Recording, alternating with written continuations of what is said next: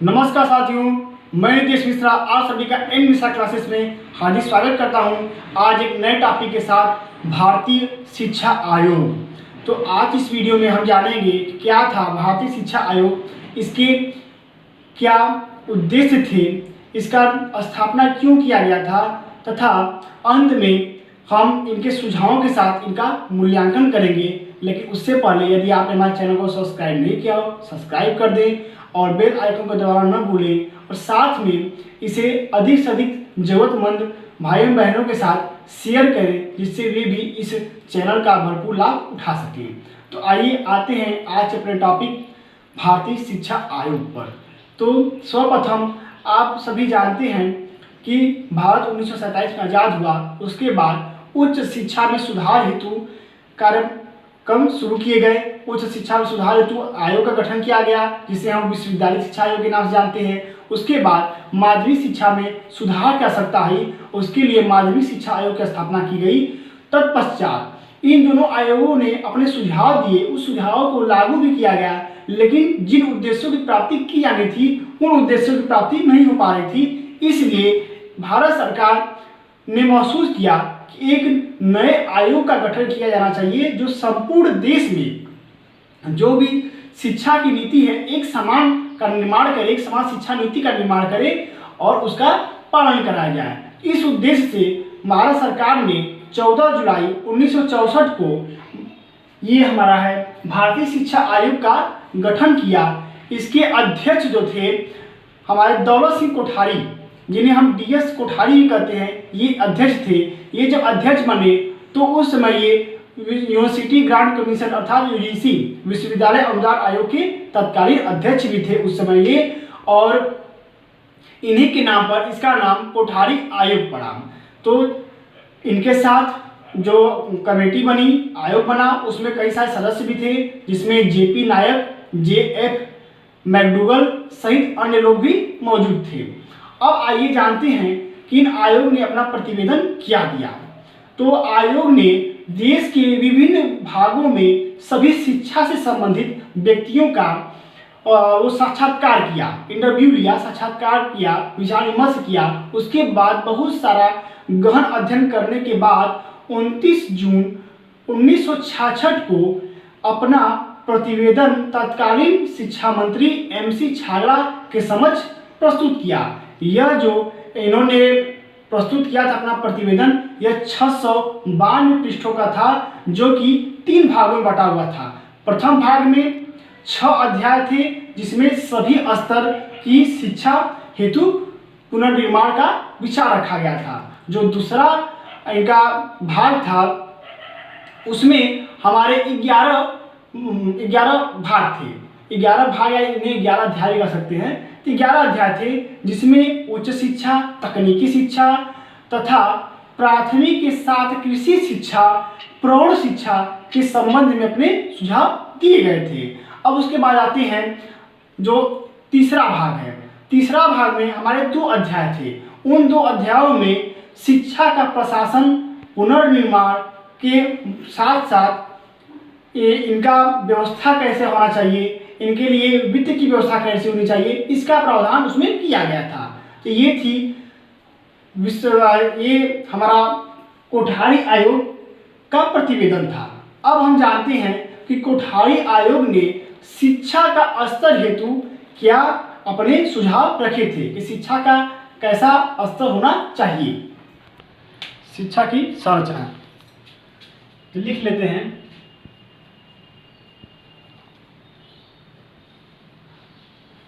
शिक्षा की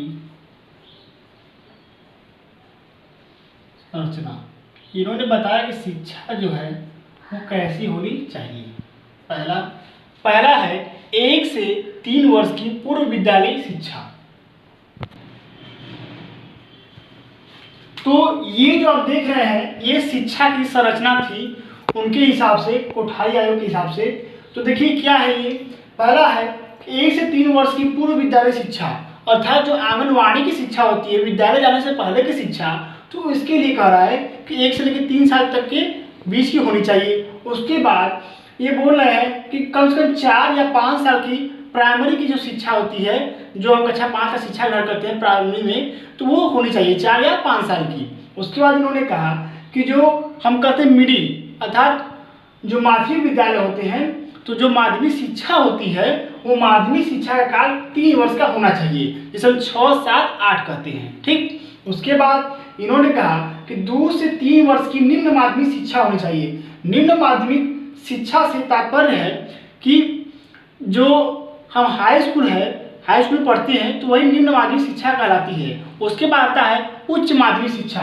उच्च माध्यमिक शिक्षा के लिए उन्होंने कहा कि 2 से 3 वर्ष का ये भी होना चाहिए, अर्थात जो इंटर है वो इंटर भी 2 साल का या 3 साल का होना चाहिए। उसके बाद इन्होंने कहा कि 3 वर्ष का प्रथम डिग्री कोर्स, जो बैचलर का कोर्स है या डिप्लोमा का जो कोर्स है वो कम से कम 3 साल का होना चाहिए। तो जो यूजी कोर्सेस हैं अंडर ग्रेजुएट, जैसे BA, BSc, BCom हुआ, BBA, ये सब कितना होना चाहिए? 3 साल का होना चाहिए। इसके बाद इनके हिसाब से 2 या 3 वर्ष का द्वितीय डिग्री कोर्स, जिसे प्रस्नातक कहते हैं, PG कोर्स, जो PG कोर्स हैं ये 2 या 3 साल के होने चाहिए। तो इस समय 2 साल के हैं ही। इसके बाद आता है 2 या 3 वर्ष का अनुसंधान। जो PG कोर्स करने के बाद अनुसंधान कार्य होते हैं ये कम से कम 2 साल या 3 साल के होने चाहिए। इनके हिसाब से कोठारी आयोग के ये सुझाव थे शिक्षा की संरचना के बारे में। ये इनकी शिक्षा की संरचना थी आंगनबाड़ी से लेकर के अनुसंधान तक। अब जानते हैं कि शिक्षा के लक्ष्य व उद्देश्य इनके हिसाब से क्या थे। तो शिक्षा के लक्ष्य और जो उद्देश्य हैं वो इनके हिसाब से पहला था, इन्होंने पंचपदी अर्थात पंचमुखी जो है, इन्होंने पंचपदी 5 पद दिए थे शिक्षा के लक्ष्य व उद्देश्य।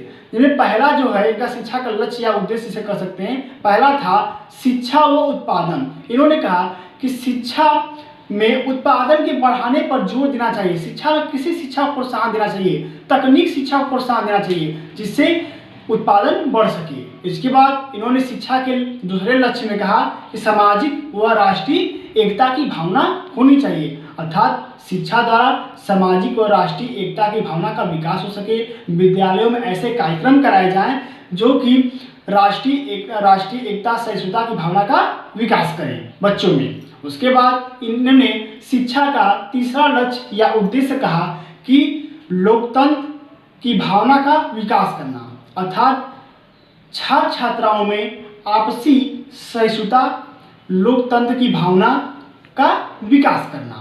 उसके बाद इन्होंने कहा था अपने चौथे लक्ष्य में कि आधुनिकीकरण पर जोर। इन्होंने कहा कि शिक्षा के द्वारा आधुनिकीकरण पर जोर देना चाहिए, अर्थात जो नवीन तकनीक है, नवीन नवाचार हैं, इन सब का प्रयोग शिक्षा में करना चाहिए और शिक्षा को और अधिक व्यापक, ज़्यादा अधिगमशाली बनाना चाहिए। इसके बाद इन्होंने अपने 5वें लक्ष्य में कहा कि सामाजिक, नैतिक व आध्यात्मिक मूल्य का विकास होना चाहिए, अर्थात सामाजिक मूल्यों के विकास से मतलब ये है कि छात्र छात्राओं में नैतिक मूल्यों का विकास हो सके, वे सदाचार की भावना से ओतप्रोत हो सके, उनमें देशभक्ति की भावना हो, उनमें आध्यात्मिक मूल्यों का समावेश हो, वे चोरी न करें, आपसी द्वेष न करें, प्रेम से वसुधैव कुटुंबकम की भावना से रह सके और उनमें इन सभी जो इनके 5 गुण थे, जो इनके 5 पद थे, इन जो 5 पद जो शिक्षा के लक्ष्य थे 5, इन सबका विकास करने का इन्होंने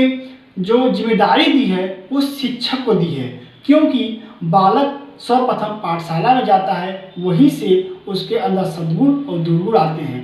तो शिक्षक बालक को जैसा चाहे वैसा बना सकता है। ठीक है, अब हम देखते हैं कि इन्होंने तो अपने तीसरे सुझाव अर्थात प्रशासन, वित्त व नियोजन के विषय में अपने क्या क्या सुझाव दिए। तो प्रशासन, वित्त व नियोजन के संबंध में इन्होंने सबसे पहला अपना सुझाव दिया कि शिक्षा को राष्ट्रीय महत्व का विषय बनाना चाहिए। शिक्षा पर राष्ट्रीय महत्व का विषय बनाया जाए और इस पर जो जरूरी हो तो राष्ट्रीय नीति का निर्माण किया जाए। उसके बाद उन्होंने कहा कि NCERT को विद्यालय शिक्षा का भार सौंप देना चाहिए। जैसा आप सभी आज देखते हैं कि कितने जो विद्यालय होते हैं माध्यमिक स्तर के या फिर जो भी CBSE बोर्ड के हैं, वे सभी NCERT से एफिलेटेड होते हैं, वे NCERT पैटर्न को फॉलो करते हैं, अर्थात वे NCERT जो होता है इसे विद्यालय शिक्षा का भार सौंप देना चाहिए। इनके अनुसार इन्होंने तीसरा अपना सुझाव दिया कि शिक्षा सलाहकार, शिक्षा मंत्रालय में जो शिक्षा सलाहकार की नियुक्ति होती है या शिक्षा सचिव की नियुक्ति होती है, तो ये इनकी नियुक्ति जो है, जो विश्वविद्यालय के अच्छे अध्यापक हैं, प्राध्यापक हैं, प्राचार्य हैं, विश्वविद्यालयों से अच्छे शिक्षकों को चुनकर नियुक्त किया जाए शिक्षा सचिव या शिक्षा सलाहकार के पदों पर। उसके बाद इन्होंने कहा कि केंद्र का जो बजट है वो शिक्षा पर 6% खर्च होना चाहिए। जितना ये बजट पास होता है 93 करोड़ का, उसमें 6% शिक्षा पे खर्च होना चाहिए। उसके बाद इन्होंने कहा था कि जो प्रांतीय सरकारें हैं वे भी शिक्षा पर कुछ अपना बजट बढ़ाएं, ये जितना बजट खर्च करती हैं उससे ज़्यादा थोड़ा उसमें बजट में वृद्धि करें। उसके बाद इन्होंने कहा कि जो भी व्यक्ति शिक्षा में अपना योगदान देता है उसे सम्मानित किया जाना चाहिए समय समय पर, जिससे वो भी उत्साहभरित होकर और भी ज़्यादा अपना योगदान दे सके। इसके बाद इन्होंने कहा कि शिक्षा का जो नियोजन है वो वर्तमान और भविष्य को ध्यान में रख करके किया जाना चाहिए। इसके बाद इन्होंने कहा सबसे अंत में अपना जो सुझाव दिए प्रशासन वित्त के नियोजन में कि जो बजट खर्च होता है शिक्षा का, तो उसमें से 2/3 अर्थात अगर 300 रुपये का बजट पास हुआ है तो उसमें से 2/3 अर्थात 200 रुपये जो हैं वे सामान्य शिक्षा पे खर्च हों और जो 100 रुपये हैं वे उच्च शिक्षा पे खर्च हों। ये सामान्य उच्च शिक्षा पर खर्च हों, 2/3 सामान्य पे और 1/3 उच्च शिक्षा पे खर्च होने चाहिए। इसके बाद अब हम देखते हैं कि इन्होंने क्या सामाजिक, आर्थिक और राजनीतिक दृष्टि से रूप से क्या शिक्षा के लिए समानता की बात की है। जिसमें पहला है कि प्राथमिक स्तर पर जो शिक्षा है वह निःशुल्क दी जाए, यह कोठारी आयोग का सुझाव था। उसके बाद इन्होंने दूसरी बात कही कि जो किताबें मिलती हैं वो निःशुल्क प्रदान की जाए बच्चों को, जिससे बच्चे अध्ययन कर सकें अच्छे तरीके से, क्योंकि कभी कभी बच्चे पैसे न होने के कारण किताबें नहीं खरीद पाते हैं। उसके बाद इन्होंने अपना तीसरा महत्वपूर्ण बिंदु दिया कि पुस्तकालय जो होते हैं विद्यालयों में उनमें किताबें होनी चाहिए। उसके बाद इन्होंने कहा कि जो योग्य छात्र होते हैं उनको शिक्षण सामग्री खरीदने के लिए आर्थिक सहायता की जाए। इसके बाद इन्होंने कहा कि जो कोई भी गरीब छात्र है उसे छात्रवृत्ति से वंचित न किया जाए, क्योंकि उसके पढ़ाई का एकमात्र सारा छात्रवृत्ति ही होती है और जब वह उसे मिलेगी तो वह उसे अपने शिक्षण कार्य में लगाकर और भी ज़्यादा पढ़ाई कर सकेगा। ठीक है। उसके बाद इन्होंने कहा कि व्यावसायिक शिक्षा प्राप्त करने वाले बच्चों को भी छात्रवृत्ति मिलनी चाहिए, क्योंकि उस समय व्यावसायिक शिक्षा प्राप्त करने वाले बच्चों को छात्रवृत्ति नहीं प्राप्त होती थी। ठीक है। तो ये सब शैक्षिक अवसरों की समानता हेतु कोठारी आयोग के सुझाव थे। अब हम देखते हैं कि कोठारी आयोग के क्या सुझाव थे शिक्षकों के सेवा, वेतन और उनकी नियुक्ति के लिए। तो सबसे पहला उनका सुझाव था कि जो शिक्षक हैं सभी स्तरों के, चाहे प्राथमिक स्तर हो, चाहे माध्यमिक स्तर हो, चाहे उच्च स्तर हो, चाहे उच्चतर माध्यमिक स्तर पे हो या फिर किसी भी स्तर पे हो, उनका जो वेतन है वो फिक्स किया जाना चाहिए कि आप प्राइमरी के हैं तो आपको 30,000 मिलेगा, आप उच्चतर माध्यमिक के हैं तो आपको 60,000 मिलेगा, जितना भी हो वो निश्चित किया जाए। इसके बाद इन्होंने अपना दूसरा सुझाव दिया, ये हालांकि सुझाव थोड़ा सा अनुपयुक्त लगता है। इन्होंने कहा कि सरकारी और गैर सरकारी शिक्षकों का समान वेतन किया जाए, मतलब जो सरकारी स्कूल पढ़ा रहा है प्राइमरी को उसको भी 50,000 मिले, तो जो प्राइवेट में पढ़ा रहा है उसको भी 50,000 मिले। हालांकि थोड़ा सा ये नामुमकिन टाइप का था। खैर छोड़िए, आगे देखते हैं। इन्होंने तीसरा अपना सुझाव दिया कि महंगाई भत्ता शिक्षकों को दिया जाए। और इसके बाद इन्होंने अपना चौथा सुझाव दिया था कि प्रत्येक 5 वर्ष के बाद जो शिक्षकों का वेतन होता है उस पर समीक्षा की जाए, उसका पुनर्गठन किया जाए, मतलब फिर से सोचा जाए कि शिक्षकों का वेतन घटाया जाए या बढ़ाया जाए उस समय काल परिस्थिति के हिसाब से। उसके बाद इन्होंने कहा था योग्य व कुशल शिक्षकों की पदोन्नति की जाए, अर्थात इनका प्रमोशन किया जाए। जो शिक्षक अच्छे से पढ़ा रहे हैं इसको देखकर और भी अधिक टीचर उनसे प्रेरणा लेकर और अच्छा पढ़ाएंगे, बच्चों का अधिक अधिगम होगा। ठीक है।